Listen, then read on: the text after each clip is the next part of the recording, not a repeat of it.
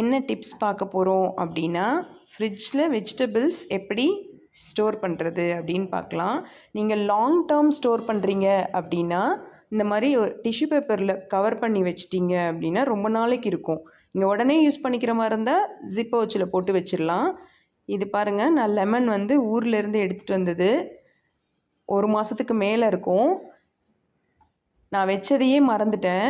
இன்றைக்கி lemon rice பண்ணலாம் அப்படின்னு யோசிக்கும் போது தான் இது என் கண்ணில் பட்டுச்சு. எடுத்து பார்த்தா ஃப்ரெஷ்ஷாக இருக்குது லெமனு.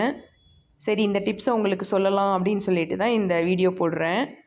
பாருங்கள், லெமன்லாம் வந்து எவ்வளோ ஃப்ரெஷ்ஷாக இருக்குன்னு.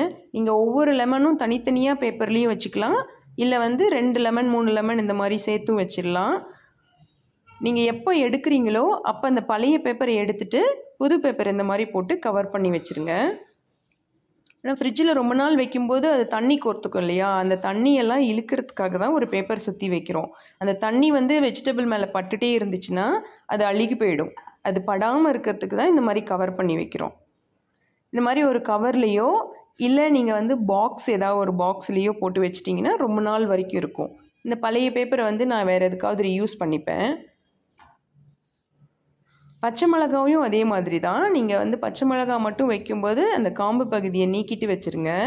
ஏன்னா அது இருந்ததுன்னா பச்சை மிளகா வந்து சீக்கிரமாக பழுத்துரும். நீங்கள் எந்த பாக்ஸில் வைக்கிறீங்களோ அந்த பாக்ஸ் ஈரம் இல்லாமல் பார்த்துக்கோங்க.